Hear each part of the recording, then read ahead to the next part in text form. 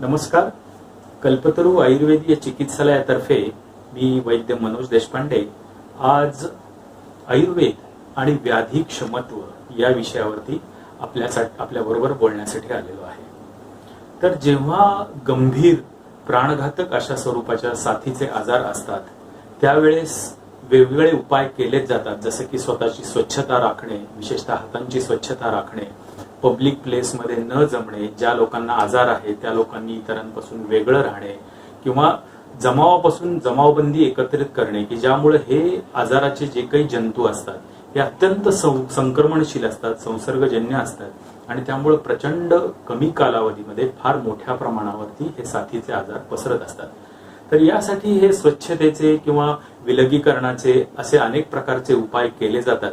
त्याचा अत्यंत प्रभावी फायदा होताना दिसतोही. परंतु जेव्हा या साथीच्या आजारांमध्ये जेव्हा बळी गेलेल्या रुग्णांकडे आपण पाहतो तेव्हा आपल्याला एक गोष्ट लक्षात येते की यामध्ये साधारणतः ज्यांचं व्याधी क्षमत्व किंवा रोग प्रतिकार शक्ती किंवा ज्याला आपण इंग्लिशमध्ये इम्युनिटी म्हणतो, तर ती ज्या लोकांची इम्युनिटी कमी पडते त्यांना या आजाराचा गंभीर स्वरूपात जास्त त्रास होताना दिसतो.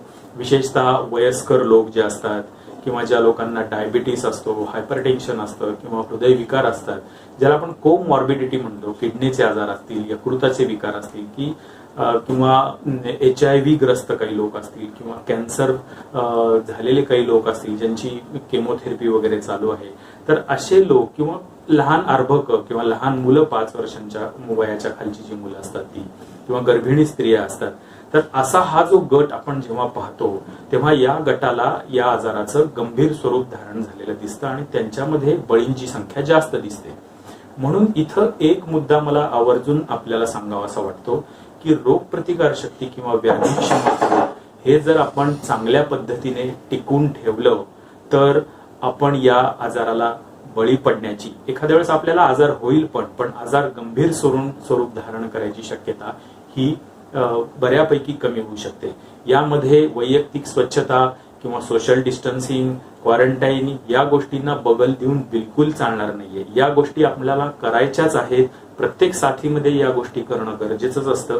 परंतु आपण घरात बसून आपण काय करू शकतो की संपर्कापासून दूर राहू शकतो आणि त्याच बरोबरीने जर काही प्रमाणात शक्यता जरी निर्माण झाली आपल्याला आजार व्हायचा तर त्या आजाराला तोंड देण्यासाठी आपलं व्याधी क्षमत्व, रोगप्रतिकार शक्ती ही नेहमी तयार असली पाहिजे. हे पहा की रोगप्रतिकार शक्ती किंवा बुद्धिमत्ता या गोष्टी वाढवता येत नसतात. मी आता असं म्हणतच नाहीये की इम्युनिटी तुमची बूस्ट होते, तर इम्युनिटी किंवा रोगप्रतिकार शक्ती ही तुमची व्यवस्थितरित्या काम करणं किंवा रोगप्रतिकार शक्ती व्यवस्थित काम करण्यामध्ये जे अडथळे असतात ते अडथळे दूर करणं हे आपल्याला या चर्चेचा आजचा मुख्य हेतू आहे, हे मला तुम्हाला सांगायचं आहे. तर जनपदोध्वंस नावाची एक संकल्पना आयुर्वेदामध्ये मांडलेली आहे. सर्व ग्रंथांमध्ये ती आयुर्वेदाच्या दिसून येते. म्हणजे अत्यंत पूर्वीच्या काळी सुद्धा, इसवी सनापूर्वी सुद्धा अशा पद्धतीचे भयंकर संक्रमणशील रोग होते आणि त्यामुळे ग्रंथकारांना किंवा त्यावेळेसच्या आचार्यांना, योगी मुनिजनांना ह्या आजाराचं गांभीर्य माहीत होतं. त्यामुळं आयुर्वेदाच्या ग्रंथांमध्ये सुद्धा रोगप्रतिकार शक्ती कशी टिकून ठेवावी या जनपदोध्वंस या काळामध्ये याची वर्णनं आपल्याला पाहायला मिळतात. तर आपण मगाशीच मी म्हणलं त्याप्रमाणे बळींची जी संख्या आहे त्या WHO ने सुद्धा ही गोष्ट सांगितलेली आहे आपल्याला स्पष्टपणे की ज्यांची इम्युनिटी कमी असते ते लोक या आजाराला मोठ्या प्रमाणावरती बळी पडतात. तर चला मग आता आपण इम्युनिटी या विषयाकडे वळूया की इम्युनिटीचे प्रकार किती असतात हे थोडक्यात तुम्हाला मी सांगत विषय पुढे नेईन. तर पहिली जी असते ती इनेट म्हणजे जी जन्मजात रोगप्रतिकार शक्ती, ही प्रत्येकाला आपला जेव्हा जन्म होतो तेव्हा आपल्याला ती रोगप्रतिकार शक्ती आपल्याला जन्मजात जसा एखादा हक्क असतो त्याप्रमाणे ती आपली इम्युनिटी आपल्या शरीरात कार्यरत असते. दुसरी असते ती अक्वायर्ड इम्युनिटी की जी आजारांशी लढून आपल्याला मिळते की जेव्हा जसं एखाद्याला आपल्याला गोवर कांजिण्यांचा आजार होऊन गेला, नागवेड्याचा आजार होऊन गेला, तर त्याच्यासाठीची जी काही इम्युनिटी आहे त्याची मेमरी जी असते ती आपल्या रोगप्रतिकार शक्तीमध्ये राहिलेली असते. त्यामुळे पुढे बराच कालावधी आपणाला त्या आजारांपासून संरक्षण मिळतं. ही झाली अक्वायर्ड. तिसरी असते ती पॅसिव्ह म्हणजे त्यासाठी आपलं कर्तृत्व काही नाही.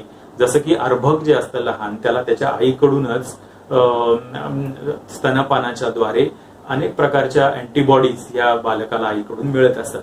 ती झाली पॅसिव्ह. आणि चौथं जे आहे की ज्याच्यासाठी प्रत्येक संक्रमणशील जे महामारीचे व्याधी असतात, मोठे मोठे साथीचे व्याधी असतात, त्यासाठी जग किंवा शास्त्रज्ञ झगडत असतात, ते म्हणजे इम्युनायझेशन. तर इम्युनायझेशनमुळे मोठ्या प्रमाणावरती अशा साथीच्या आजारांना अटकाव घालता येतो. हे 4 प्रकार जरी असले तरी आयुर्वेदामध्ये 2 एक वेगळे प्रकार व्याधी क्षमत्वाच्या बाबतीत मला तुम्हाला सांगायचे आहेत. एक म्हणजे कालज व्याधी क्षमत्व ही एक आयुर्वेदाची अत्यंत एक वैशिष्ट्यपूर्ण संकल्पना आहे. की आयुर्वेद सांगतो की काही विशिष्ट ऋतूमध्ये तुमची रोगप्रतिकार शक्ती थोडीशी कॉम्प्रोमाइज असते आणि विशिष्ट ऋतूमध्ये खूप चांगली असते. आपणाला अनुभव आहे की दिवाळीनंतरचा जो हेमंत ऋतू असतो, शिशिर ऋतू असतो, तर यामध्ये तुलनात्मक माणसांची प्रकृती ही चांगली असते आणि आमच्यासारखी डॉक्टर मंडळी ही निवांत बसलेली असतात त्या काळामध्ये. कारण काय, नैसर्गिक व्याधी क्षमत्व जे असतं की निसर्गामुळे आपल्याला दत्त असतं की ते व्याधी क्षमत्व आपल्याला अनेक आजारांपासून संरक्षण देत असतं. काही ऋतू हे असे असतात की आपल्याला आजाराला खत पाणी घालणारे असतात. जसं की आयुर्वेदामध्ये सांगितलंय शरद ऋतू आणि वसंत ऋतू हे जणू वैद्याचे माता आणि पिता असंच सांगितलेलं आहे. म्हणजे वैद्याचं पोट भरण्यासाठी जणू हे ऋतू तयार झालेत की काय असं ग्रंथांमध्ये वर्णन दिसतं. म्हणजे या कालावधीमध्ये बरोबर शरद ऋतूमध्ये उष्णतेचे विकार वाढलेले असतात, पित्ताचे विकार वाढलेले असतात आणि वसंत ऋतूमध्ये कफाचे विकार वाढलेले असतात. तर त्यामागे संकल्पना काय आहे की हेमंत शिशिर ऋतूमध्ये जेव्हा कफ दोष असतो, आपल्या आयुर्वेदानुसार वात, पित्त आणि कफ हे 3 दोष शरीरामध्ये आपले आधारभूत घटक आहेत. तर त्यातला कफ दोष जो आहे हा शरीरामध्ये संचित स्वरूपात, घन स्वरूपामध्ये या शीत ऋतूमध्ये असतो. आणि जसं जसं वसंत ऋतू येतो, तर वसंत ऋतू हा सांधा आहे. जसं की थंडी संपून उन्हाळा सुरू होण्याचा सांधा आहे. तर हा ऋतुसंधी जो आहे हा शरीराला नेहमी थोडासा जाचक होत असतो. ऋतुसंधीच्या काळामध्ये आपली रोगप्रतिकार शक्ती थोडीशी कॉम्प्रोमाइज राहते. आपल्याला वेगवेगळे, कारण आपलं शरीर नवीन वातावरणाला हे ऍडजस्ट होत असतं. तर असा हा वसंत ऋतू आहे. तर त्यावेळेस बरोबर थोडी उष्णता सुरू झालेली असते आणि मग कफ दाश धातू जो आहे तो द्रवीभूत होतो आणि त्यामुळे कफाचे विकार व्हायला लागतात. मग ते साथीच्या स्वरूपात असतील किंवा नेहमीच्या सर्दी, खोकला, दमा या स्वरूपात असतील, तर अशा पद्धतीचे विकार हे आपल्याला होतात. आणि तिसरं मी मगाशी जे सांगत होतो, आयुर्वेदाने सांगितलंय की युक्तिकृत, की युक्तिपूर्वक काही गोष्टी केल्याने, मग ज्यामध्ये तुम्ही सगळे आहार विहाराचे नियम पाळणे, दिनचर्या, ऋतुचर्या पाळणे किंवा वेगवेगळ्या प्रकाराची जी रसायनं जी सांगितलेली आहेत की ती रसायनं घेणे, तर या पद्धतीची गोष्टींमुळे जी आपल्याला रोगप्रतिकार शक्ती प्राप्त होत असते ती म्हणजे युक्तिकृत. तर अशा 2 वेगळ्या गोष्टी आयुर्वेदाने यामध्ये भर स्वरूपात घातलेल्या आहेत. तर आता मगाशी मी सांगितलं की वात, पित्त आणि कफ, तर श्वसनासंदर्भातले जे जे विकार असतात, तर श्वसनाचा विकार सुरू होतो कुठून, नासा प्रदेश, म्हणजे फ्रॉम नोज टू लंग्स, म्हणजे आपल्या नासा प्रदेशापासून फुफ्फुसापर्यंत. मग त्यामध्ये ओरोफॅरिंग्स येतं, नेझल एरिया येतो किंवा आपले ब्रॉन्कस येतात, तिथून पुढे ब्रॉन्क्युल्स येतात, तिथून पुढे छोटे छोटे जे वायुकोश असतात, अल्वेओलाई म्हणतात, असंख्य संख्येने तिथे असतात. तर या सगळ्या गोष्टी या श्वसन संस्थेमध्ये येत असतात. तर हा पूर्ण जो भाग आहे, हा उरस्थानाचा जो भाग आहे, हा सगळा कफदोषाशी निगडीत आहे. त्यामुळे मला तुम्हाला एक गोष्ट अत्यंत ठासून सांगायची आहे की मी व्याधी क्षमत्व तुम्हाला आता सांगणार आहे हे फक्त श्वसनासंदर्भातले विकार, आणि श्वसनासंदर्भातले विकार म्हणजे कफ प्रकोपामुळे होणारे विकार, या अनुषंगानेच तुम्हाला विषय सांगणार आहे. त्यामुळे श्वसनासंदर्भातल्या विकारांच्या संदर्भातच हे व्याधी क्षमत्व लागू पडेल. आयुर्वेदाचा दृष्टिकोन हा नेहमी प्रत्येक दोषाचा, प्रत्येक व्यक्तीचा हा स्वतंत्र विचार करून केलेला असतो. त्यामुळं आता आपण त्या पद्धतीने पुढे जाऊया. तर आयुर्वेद सांगतो की पूर्वरूपातच किंवा एखाद्या आजाराची उत्पत्ती होण्यापूर्वीच आपण काळजी घेतली पाहिजे. तर जसं की आयुर्वेदातही सांगितले की 2 पद्धतीने आजार होतात. एक निज दोष बिघडल्यामुळे, म्हणजे आपल्या शरीरातल्या वातपित्त दोष, कफदोषांचं संतुलन जे आहे ते बिघडल्यामुळे, आणि दुसरं अगंतू. अगंतू म्हणजे बाहेरून आलेली जी काही सूक्ष्म जीवजंतू असतात त्यांच्यामुळे होणारे विकार, त्याला अगंतू असं म्हणतात. परंतु असं आपलं आयुर्वेद शास्त्र सांगतं की अगंतू दोषामुळे किंवा जीवजंतूंमुळे होणारे रोग देखील कोणाला होतात, की ज्याच्या शरीरामध्ये दोष वैषम्य असतं, ज्याचे दोष साम्यावस्थेत नसतात, ते लोक त्या अगंतू पद्धतीच्या कुठल्याही संसर्गाला जास्त बळी पडतात. तर आता आजचा विषय आपण व्याधी क्षमत्व जो आहे हा आहार, विहार, दिनचर्या, ऋतुचर्या आणि व्यायाम या पद्धतीने थोडक्यात समजून घेणार आहोत. तर जेव्हा आपण आहाराकडे जातो तर कफदोष, मगाशी मी सांगितलं की जेव्हा कफदोष प्रकोपित झालेला आहे, वाढलेला आहे, तेव्हा आपल्याला कफाचे विकार व्हायची शक्यता निर्माण होते. तर कफ या दोषाची व्युत्पत्ती जेव्हा आपण पाहतो तेव्हा केन फलती इति कफः. क म्हणजे पाणी, हा संस्कृत मधला शब्द आहे की ज्या ज्या पाणीदार, अतिरिक्त पाणीदार गोष्टी आहेत त्या आपल्या शरीरामध्ये कफदोष वाढवतात. त्यामुळे पाणी पिणं हा विषय सुद्धा आयुर्वेदामध्ये वेगळ्या पद्धतीने हाताळलेला आहे की सरसकट सर्वांनी भरपूर पाणी प्यावं. भरपूर या शब्दाला मी अधोरेखित करतो की भरपूर पाणी प्यावं हे आयुर्वेदाला शास्त्र संमत नाही, हा सल्ला संमत नाहीये. की जरूर तुम्हाला तहान आहे तेवढं पाणी तुम्ही जरूर पिलं पाहिजे. पाणी पिण्याच्या जी काही गरज असते त्याकडे दुर्लक्ष अजिबात केलं नाही पाहिजे, ही गोष्ट खरी आहे. परंतु सरसकट जाता येता पाणी पिणं, लिटर पाणी एकाच वेळेस पिणं हे चुकीचं आहे आणि हे कफदोष वाढवायला कारणीभूत होतं. हे अनेक वैद्यांच्या अनुभवाला आलेली गोष्ट आहे. ग्रंथात देखील त्याचप्रमाणे वर्णन केलेले आहे. दूध आणि दुधाचे पदार्थ हे कफदोष वाढवतात. आपल्याला माहितीच आहे की सर्दी खोकला जेव्हा येतो तेव्हा दही, ताक, पनीर, चीज या ज्या गोष्टी असतात ह्या कफ वाढवताना दिसतात, कारण या अभिसंधी गुणाच्या सांगितलेल्या आहेत. शरीरामध्ये स्त्राव आधिक्य निर्माण करतात, कफदोष वाढवतात. त्यामुळं आपल्याला कफदोषापासून जर सांभाळायचं असेल, संक्रमणशील अवस्था जेव्हा असते, व्याधीची किंवा साथीचे रोग असतात त्या काळामध्ये, विशेषतः श्वसनाच्या संदर्भातल्या साथीचे रोग असतात, तेव्हा आपल्याला ह्या दुधाच्या पदार्थांपासून थोडं दूर राहिलं पाहिजे. थंड पदार्थ, फ्रीज मधल्या गोष्टी किंवा फ्रीज मधलं पाणी डायरेक्ट घटाघटा तोंडाला लावून बाटल्या पिणं, तळलेले पदार्थ हे सगळे, किंवा पचायला जड ज्या गोष्टी असतात ह्या गोष्टी, किंवा तांदळाचे जास्त प्रमाणात पदार्थ हे कफदोष वाढवतात. थोडक्यात मला म्हणायचे की सर्दी, खोकला, घसादुखी हे विकार आपल्याला ज्या कारणाने होतात ती कारण आपण टाळली पाहिजे. हे बघा, एखादा आजार म्हणजे या गोष्टींमुळे तुम्हाला साधा फ्लू जरी होणार असेल, कुठला गंभीर आजार, मोठा संक्रमणशील आजार होणार जरी नसेल, तरी सुद्धा जेव्हा घरामध्ये एखादी व्यक्ती सर्दी खोकल्यासारख्या आजाराने या साथीच्या कालावधीमध्ये त्रस्त होते तेव्हा सगळ्या कुटुंबाची चिंता वाढत जाते आणि पुढे मग सगळ्या तपासण्या, सगळे सोपस्कार आपल्याला करावे लागतात. त्यामुळे आपण थोडी अतिरिक्त काळजी, कफच होऊ नये किंवा साधी सर्दी सुद्धा आपल्याला होऊ नये यासाठी घेतलेली काळजी ही आपल्याला पुढील विवंचनेतून नक्की वाचू शकते. विरुद्ध आहार ही अशीच एक अभिनव आयुर्वेदाची संकल्पना आहे. याच्यावरती सुद्धा खूप संशोधन झालेले आहे. आयुर्वेद असं सांगतं की काही गोष्टी ज्या विरुद्ध गुणाच्या असतात त्या एकत्र करून जर खाल्ल्या तर शरीरामध्ये आम नावाचा एक विषसदृश्य पदार्थ तयार होतो आणि तो पचायला अत्यंत जड असतो. त्यातून काही टॉक्झिन्स तयार होतात आणि त्यातून त्वचा विकारापासून ते अनेक कफ विकारापर्यंत अनेक प्रकारचे रोग होतात.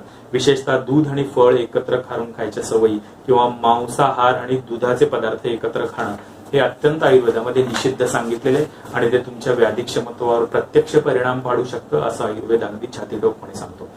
पुढची संकल्पना येते ती म्हणजे अध्यशन, विषमाशन आणि अजीर्ण. अध्यशन म्हणजे काय? ओव्हर इटिंग, म्हणजे आपली भूक न पाहता एखादी चविष्ट गोष्ट आहे म्हणले की ती जास्त प्रमाणात अगदी ठासून खाणं. आयुर्वेद तर नेहमी सांगतो की आपण अर्धपोटी जेवावं. आपलं जे स्टमक आहे, जठर आहे, त्याचा अर्धा भाग अन्नाने भरावा, उरलेल्या अर्धातला जो निम्मा भाग असतो तो पाण्याने भरावा आणि जो 1/4 भाग जठराचा शिल्लक राहतो हा पचनासाठी शिल्लक ठेवावा. हे अत्यंत सोपं पण अत्यंत प्रभावी सूत्र आहाराच्या बाबतीत मला सांगता येईल. त्यामुळे अध्यशन हे कफविकार वाढवण्यासाठी कारणीभूत आहे. विषमाशन ही गोष्ट अशीच की आत्ता खाल्लंय, हात धुतोय तोपर्यंत 1 तास 1.5 तासाच्या आत लगे भूक, ही भूक सुद्धा खोटी असते. कुठला तरी वास आला, कुठली तरी स्मृती जागृत झाली किंवा दुसरी व्यक्ती खाती म्हणून आपण त्या पदार्थाला बळी पडतो, पण हे विषमाशन असतं आणि त्यामुळे सुद्धा कफदोष वाढतात. अजीर्ण म्हणजे पचन नीट नसतं. आपण निसर्गाकडून धडे घ्यायला पाहिजेत की आपण पाहत असू की एखादा कुत्रा असेल, मांजर असेल, तर त्याचे जेव्हा तब्येत ठीक नसते त्यावेळेस ते दुधाला किंवा अन्नाला तोंडही लावणार नाही. तुम्ही पाहिलं असेल, शहरी भागातल्या लोकांना ही कल्पना नाही, पण आम्ही लहानपणी असताना ह्या गोष्टी पाहिल्यात की ते मांजर, कुत्रा काय करतं, जाऊन गवत खातं एखादं कुठल्या तरी कडू रसाचं आणि ते गवत खाईल आणि नंतर कुठेतरी जाऊन ओकेल आणि नंतर थोडा विश्रांती घेईल. तुम्ही कितीही समोर त्याच्या आवडीचा पदार्थ तेव्हा त्याला तोंड पण लावणार नाही ते. तर असा त्यांचा निसर्गदत्तच संयम असतो. तर हा संयम मनुष्य गमावून बसलेला आहे. त्यामुळे जेव्हा अजीर्ण असतं तेव्हा आपण उपवास करावा, हे अत्यंत त्याच्यावरचा चांगला उपाय.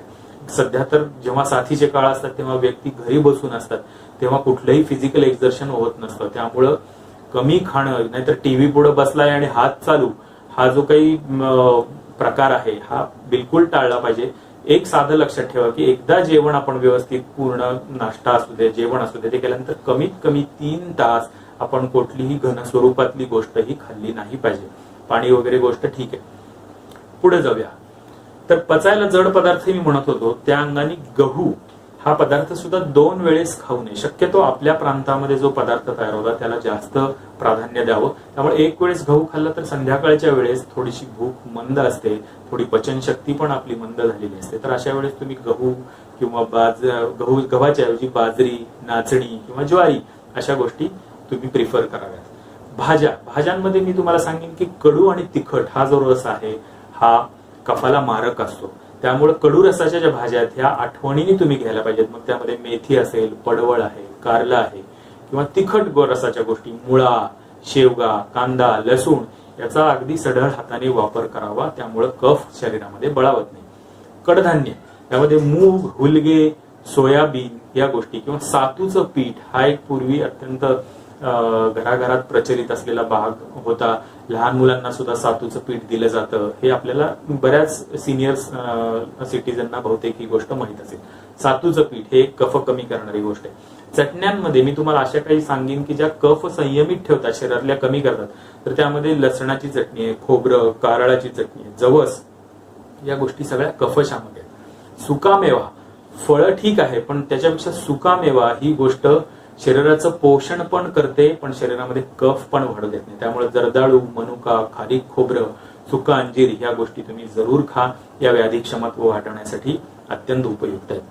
दूध काही लोकांना अत्यंत वीक पॉइंट आहे तर मी ग्रामीण भागातल्या लोकांना सांगेन की तुम्ही शेळीचं दूध जरूर घ्या. ग्रामीण भागामध्ये हे उपलब्ध असतं. शेळीचं दूध हे अत्यंत पचायला हलकं किंवा देशी गाईचं मिळालं तरी ते अगदी थोड्या प्रमाणामध्ये वापरा, जास्त प्रमाणामध्ये नको. क्वचित आपल्याला नारळाचं दूध, सोयाबीनचं दूध, बदामाचं दूध मिळालं तर ते थोड्याफार प्रमाणात आपण घेऊ शकता.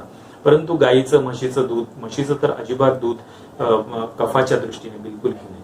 चहामध्ये दूध घेऊन घ्यायची सवय ही फक्त भारतीयांमध्येच प्रचलित आहे. इंग्रज सुद्धा आपल्याकडे चहाची संस्कृती देऊन गेले पण ते ब्लॅक टी घेत असत आणि परदेशामध्ये सुद्धा याच पद्धतीचा चहा घ्यायची सवय.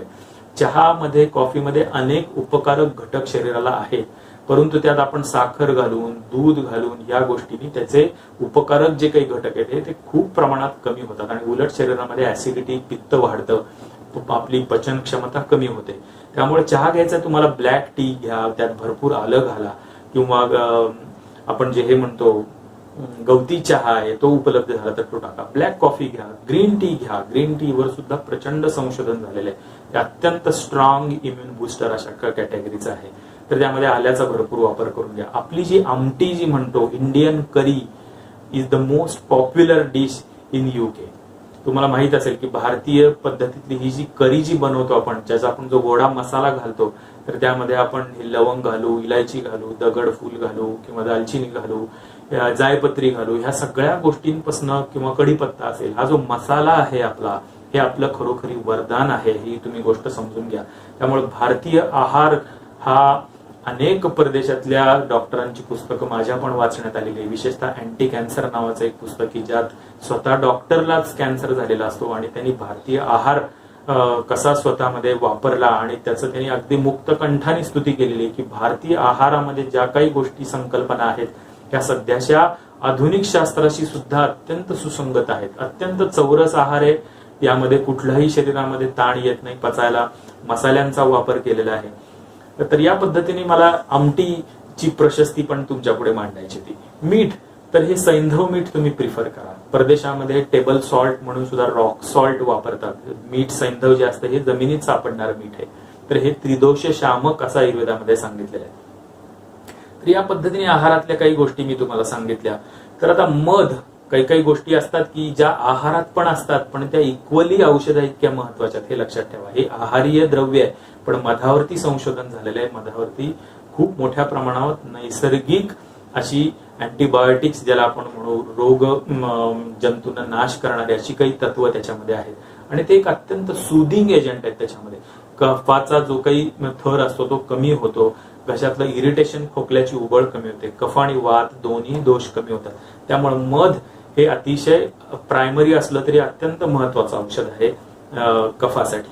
लाह्या हा एक अतिशय सोपा, सध्या घरामध्ये पण फार कमी सापडणारा. आपल्याला पॉपकॉर्न हीच एक लाही माहिती, पण लाह्या तसं बघायला गेलं तर आजकाल शहरांमध्ये सगळ्या प्रकारच्या लाह्या उपलब्ध होतात. अगदी सोयाबीनच्या पासून नाचणी, राजगिरा, गहू, ज्वारी सगळ्या लाह्या उपलब्ध असतात. तर लाह्या ही गोष्ट जी आहे, आयुर्वेदामध्ये संस्काराला फार महत्व आहे की ती गोष्ट जरी ज्वारीची असली, जरी गव्हाची असली, तरी जेव्हा ती लाह्या बनवायची प्रक्रिया होते तेव्हा त्यातला जलांश, पाण्याचा अंश कमी होतो आणि त्यामुळे तो पदार्थ पचायला अतिशय हलका होतो, त्यातला कफवर्धक गुण कमी होतो. त्यामुळे भाजणीचं धान्य किंवा लाह्या ह्या कफदोष कमी करायला अत्यंत उपयोगी आहे. गुळ, साखरेपेक्षा गुळ कधीही बरा. तर गुळ आपण त्यातल्या त्यात सेंद्रिय गुळ हा साखरेपेक्षा वापरावा. जलप्राशन या गोष्टीविषयी मगाशीच मी सांगितलं, पण तुम्हाला सिद्ध जल ही गोष्ट मला सांगायची की आपल्या शरीरामध्ये आपण म्हणतो की 72% पाणी आहे जवळपास. तर हे पाणी शरीरामधलं जे आहे, तर त्याच्यापर्यंत पोहोचण्यासाठी आपल्या शरीरामध्ये किंवा पेशींमध्ये, पेशींच्या भोवती पाणी भरपूर स्वरूपात आहे. तर तिथपर्यंत पोहोचायचं असेल तर आपल्याला सिद्ध जल, त्यात सुवर्ण सिद्ध जल आहे, सुंठी सिद्ध जल. प्रत्येक घरामध्ये सुंठ असते. थोडंसं तुम्ही घरातले किती लोक आहेत बघा, प्रत्येकाचं 1.5-2 लिटर या हिशोबाने पाणी घ्या. त्या प्रत्येक माणसाला साधारण पाव चमचा या हिशोबाने जरी सुंठ टाकली आणि चांगलं खळखळ उकळून घ्या, थोडंसं आटलं की ते पाणी रात्रभर थंड होऊ द्या, दुसऱ्या दिवशी वापरायला सुरुवात करा. तर हे सुंठी सिद्ध सुंठ ही अत्यंत दीपन, पाचन म्हणजे भूक वाढवणारी आणि पचवणारी, पचन सुधारणारी, कफाला विरोध करणारी असं एक द्रव्य आहे. त्यामुळे ते पाणी आपल्याला अत्यंत शरीराला उपयुक्त होतं. शुद्ध शीतजल म्हणजे उकळून थंड केलेलं पाणी किंवा आटवलेलं पाणी, 1/2 1/4 केलेलं पाणी. जेवढं पाणी आटवलं जातं तेव्हा तेवढा त्याच्यामध्ये अग्नीचा गुण हा त्यात समाविष्ट होतो आणि ते पाणी तेवढं अग्नीला प्रदीप्त करणार होतं. अग्नीला विरोध तर बिलकुलच करत नाही. भोजनोत्तर मुखशुद्धी. तर आपल्याला माहिती की जेवणानंतर बऱ्याच लोकांना सुपारी खायची सवय असेल, तर माझं म्हणणं आहे की सुपारी ठीक आहे, त्यामध्ये कुठल्याही प्रकारचे गोड पदार्थ, मिठं वेगवेगळ्या प्रकारची घातलेली अशी सुपारी नको. थोडी सुपारी तुम्ही खा. तुरट रस हा जेवणानंतर खाणं हे मुखशुद्धीसाठी आणि कफ वाढलेला असतो तो कमी करण्यासाठी उपयोगी पडतं. म्हणून तांबूल, आता सध्या तुम्हाला मिळणं अवघड असेल, पण तांबूल हा अत्यंत कंठ सांगितला, घशातले जे काही कफ असतो चिकटलेला तो दुरुस्त करेल, शरीरातली सर्दी, खोकला या दोन्हींवर उपयोगी पडणार आहे. किंवा साधा उपाय आहे, बडीशेप खा, 2 लवंगा चावून खा त्याच्याबद्दल बरोबर, म्हणजे तुमचा कफ हा जेवणानंतर वाढायची प्रवृत्ती कमी होऊन जाईल. लंघन म्हणजे तुम्ही एखाद्या आठवड्यात थोडासा हलका उपवास केला, कारण सध्याच्या काळामध्ये आपल्याला काही फार कडकडीत लंघन जसं आपण चातुर्मासात करतो तशी करायची गरज नाहीये. आता तुम्ही थोडंसं आठवड्यामध्ये एखादा वार घ्या, त्या दिवशी संध्याकाळी फक्त फलाहार करा किंवा थोडं सलाड घ्या किंवा सूप घ्या, मुगाचं कडण घ्या, हुलगाचं कडण घ्या, वेगवेगळ्या भाज्या टाकून त्याचं सूप बनवा. तर ह्या जे काही प्रकार आहेत त्याच्यामुळे पचनशक्तीला एक आराम मिळतो आणि शरीरातले टॉक्झिन्स जे असतात साठलेले ते पचवायला शरीर कामी लागतं. तर हे बघा, रोगप्रतिकार शक्ती म्हणजे वेगळी कुणी बाहेरून आणून घालणार नाहीये. जेव्हा शरीराचा आहार विहार, पचन क्षमता, पोट साफ होण्याच्या प्रक्रिया, शरीराला घाम येणं, शरीराला झोप व्यवस्थित लागणं, ह्या सर्व ज्या नैसर्गिक शारीरिक क्रिया असतात, फिजिओलॉजिकल इव्हेंट्स असतात, ते व्यवस्थित झाले की शरीर होमोस्टॅसिस मध्ये जातं आणि त्यामुळे ती अवस्था जी शरीराला असते ती अत्यंत उत्तम रोगप्रतिकार शक्ती निर्माण करणारी असते. त्यामुळे वेगळं कुठलं याच्यामध्ये औषधाचं मी आता बिलकुल वर्णन करणार नाही. तुमची दैनंदिनी सुधारा, तुमचं खाणं पिणं सुधारा, तुम्ही आपोआप कफत दोषाला विरोध करू शकाल आणि तुम्ही कफामुळे होणारे जे काही विकार असतात त्याला टाळू शकता. तर लंघन मी तुम्हाला सांगितलं. मला सांगायला तुम्हाला आनंद वाटेल की मागच्या 2-3 वर्षामध्ये जी नोबेल प्राइज मिळालेली आहे ती इंटरमिटंट फास्टिंग, जे आपल्याकडे जे सिद्धांत ग्रंथकारांनी किंवा आपल्या पूर्वाचार्यांनी सांगून ठेवलेले की ठीक आहे लंघन तुम्ही करा, उपवास करा. उपवास ही गोष्ट शरीरामध्ये प्रचंड बदल घडवून आणते, विशेषतः रोगप्रतिकार शक्तीमध्ये. आपली रोगप्रतिकार शक्ती अत्यंत तल्लख होते, अत्यंत ऍक्टिव्ह होते.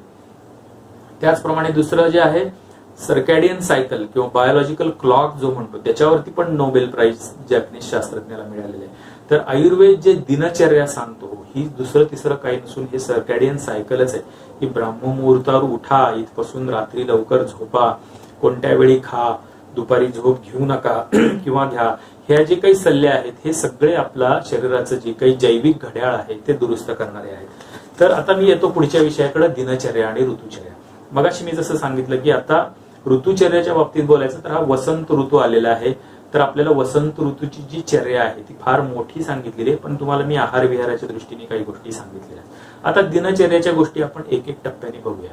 की सकाळी ठीक आहे आपण ब्रश वापरला दात घासण्यासाठी, दातात अडकलेले अन्न कण गेले, पण मंजन ही गोष्ट आयुर्वेदाने सांगितली की त्यामध्ये त्रिफळासारखं औषध आहे किंवा अर्जुन आहे, बकुळ साल आहे, अशी वेगवेगळी खैर साल आहे, अशा तुरट रसाच्या कडू रसाच्या वनस्पती सांगितलेल्या आहेत की ज्यांची पावडर तुम्ही हिरड्यांना जर चोळली तर त्यामुळे तिथपासून कफदोषाची सुरुवात ही फक्त फुफ्फुसात नाहीये तर आपल्या मुखापासून त्याची सुरुवात होते, तिथपासून कफदोष नियंत्रण व्हायला सुरुवात होते. हे झालं मंजन. नंतर आहे गंडूश, म्हणजे गुळण्या करणं. आपण म्हणतो की गरम पाण्याच्या गुळण्या करा, त्यामध्ये थोडं हळद टाकून गुळण्या करा, किंवा ज्याला गंडूश असं म्हटलं जातं, म्हणजे थोड्या प्रमाणामध्ये तिळाचं तेल किंवा खोबऱ्याचं तेल तुम्ही तोंडात घ्या आणि याप्रमाणे पूर्ण तोंडामध्ये ते फिरवा. तोंडातला चिकटा त्यामुळे कमी होतो, दाताचं हिरड्यांचं आरोग्य चांगलं राहतं आणि मुख्य कफदोषाची सुरुवात कमी होण्याची सुरुवात ही मुखापासून सुरू होते. अभ्यंग ही तितकीच महत्वाची गोष्ट. अभ्यंगाची प्रशस्ती फार मोठ्या प्रमाणावर आयुर्वेदामध्ये केलेली आहे. मुळात मला तुम्हाला सांगायचं की आयुर्वेद हा स्वस्थस्य स्वास्थ्य रक्षणम, म्हणजे म्हटलंय की आयुर्वेद नाम उपांग हा अथर्व वेदस्य प्रयोजनम च अस्य स्वस्थस्य स्वास्थ्य रक्षणम आतुरस्य विकार प्रशमनम, म्हणजे स्वस्थस्य स्वास्थ्य रक्षणम, स्वस्थ माणसाचं स्वास्थ्य कसं टिकावं यासाठीच आयुर्वेदाने निम्मी पानं खर्च केली आहेत म्हटलं तरी चालेल. म्हणजे किती महत्व देतो आयुर्वेद स्वास्थ्याला हे बघा. तर अभ्यंग ही त्याच्यासाठीच गोष्ट सांगितली की त्यांनी व्याधी क्षमत्व वाढतं. त्यामुळे आपल्याला ठीक आहे एका दिवशी पूर्ण शरीराला तेल लावण्या एवढी उसंत नसेल, तेल उपलब्ध नसेल, ठीक आहे तुम्ही आज फक्त वरच्या हाताना लावा, दुसऱ्या दिवशी पायाला लावा, तिसऱ्या दिवशी पाठीला पोटाला लावा, असं फिरून फिरून लावा, पूर्ण शरीराला अभ्यंग तुमच्या आपोआप होऊनच जाईल. उद्वर्तन, तर उठणं लावून आंघोळ करणे ही सध्या तुम्हाला समजा वेळ असेल तर करण्यासारखी ही गोष्ट आहे. त्यानंतर व्यायाम ही जी गोष्ट आहे तो एक अत्यंत म्हणजे अत्यंत महत्वाचा मुद्दा आहे. सध्या आपण अनेक प्रसार माध्यमं जी आहेत किंवा समाज माध्यमं जी आहेत त्याच्यावरती आपण पाहतो की व्यायामाची किती डॉक्टर्स लोक पण प्रशस्ती करतात की व्यायाम हा ही फार मोठी आपली ढाल आहे. कारण किती जरी म्हटलं तरी आपण 100% पथ्य सांभाळू शकत नाही. ठीक आहे मनुष्य आहे, कधीतरी प्रज्ञेचा अपराध होणार, कधीतरी आवडीची गोष्ट जास्त खाल्ली जाणार, पण ती कोणाला सोसेल? जो माणूस व्यायाम करतो त्याचं नैसर्गिकच पचन सामर्थ्य चांगलं राहतं, त्याचा अग्नी स्ट्रॉंग राहतो आणि त्यामुळे त्याला जरी कदाचित थोडा विरुद्ध आहार झाला किंवा जरी कधीतरी अध्यशन झालं, थोडी जास्त गोष्ट खाल्ली, तर त्याच्यामध्ये ते पचवण्याचं सामर्थ्य असतं आणि त्याच्यामध्ये त्यामुळं शरीरामध्ये कफदोष निर्माण होत नाही. त्यामुळे व्यायाम ही गोष्ट कोणीही चुकू नये. ठीक आहे आता आपण घरामध्ये आहोत, फार तीव्रतेचे व्यायाम नाही करता येणार आपल्याला. व्यायाम हा 3 प्रकारचा असतो, तर तिन्ही गोष्टींकडे आपण थोडंफार लक्ष द्यायला पाहिजे. एक आहे हा ताकद वाढवण्याचे व्यायाम जे आहे, ज्यामध्ये आपण वजन काही उचलतो, एन्ड्युरन्स वाढवतो. दुसरं जे आहे ज्याच्यामध्ये दम श्वास वाढतो, आपले हृदयाचे ठोके वाढतात, श्वासाची गती वाढते, त्याला एरोबिक एक्सरसाइज किंवा कार्डिओ एक्सरसाइज म्हणतो. आणि तिसरे जे असतात ती आपली लवचिकता, फ्लेक्झिबिलिटी सुधारणारे व्यायाम, योगा किंवा योगासनं या गोष्टी त्याच्यामध्ये येतात. आणि त्यामुळं व्यायाम करणं हे फार महत्वाचं आहे. घरी राहून तुम्ही फार व्हिगरस व्यायाम करावेत असं माझं म्हणणं नाही. तुम्ही जागच्या जागी जॉगिंग करा, स्किपिंग जमलं तर करा, किंवा ज्याच्या घरी स्टेशनरी सायकल असेल त्यांनी करा, किंवा ज्याने एखादा असं फुटभर पायरीसारखं असेल तर तिथं अप डाऊन स्टेपिंग करा.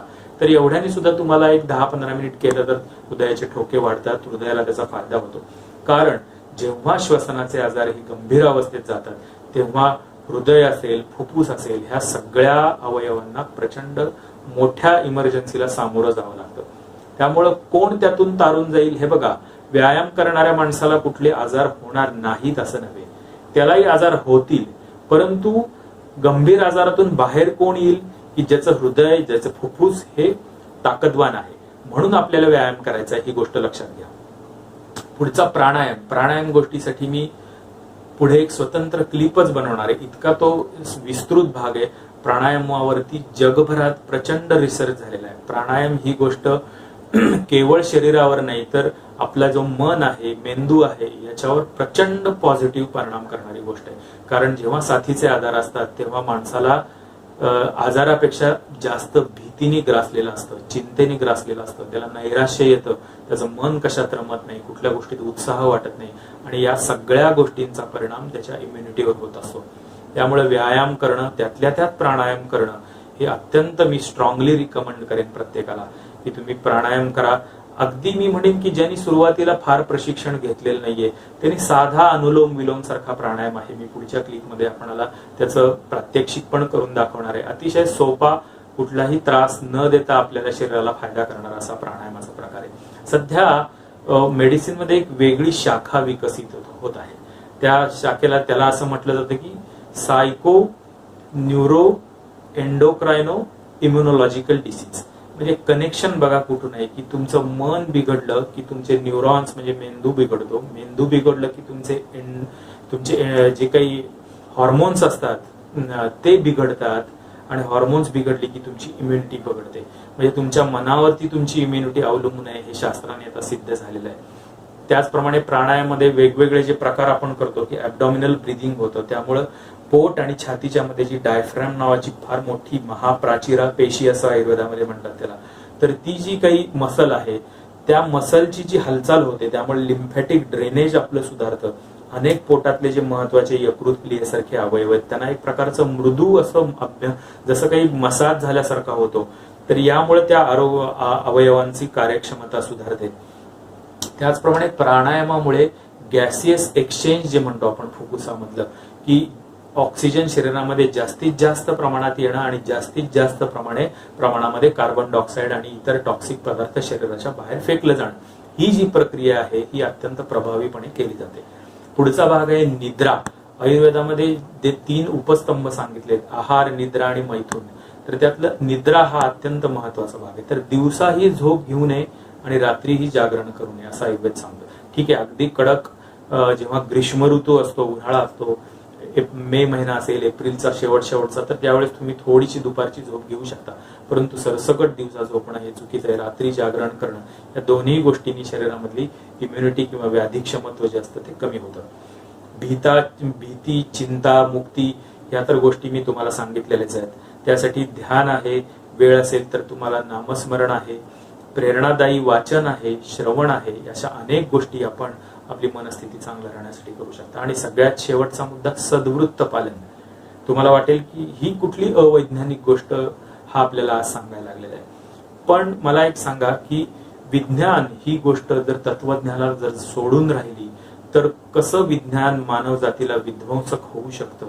याचं उदाहरण म्हणजे अनेक प्रकारच्या गंभीर साथी असतात. आपली सुख उपभोगता जी काही पराकोटीची आहे, अनेक प्रकारची स्वतःचं वर्चस्व जगावर साम्राज्य करण्याची जी काही चढाओढ लागलेली आहे, यातून अनेक प्रकारचे व्हायरस जन्म घेत असतात आणि अनेक गंभीर आजार निर्माण करत असतात.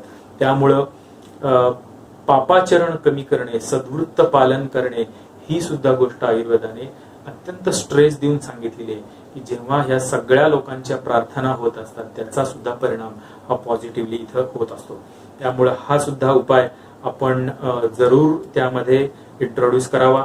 सोबत पुन्हा एकदा मी सांगतो की साथीचे आजार असतात तेव्हा वारंवार हात धुणं, जनसंपर्क टाळणं, ह्या गोष्टी आपण नियमित करायलाच पाहिजेत.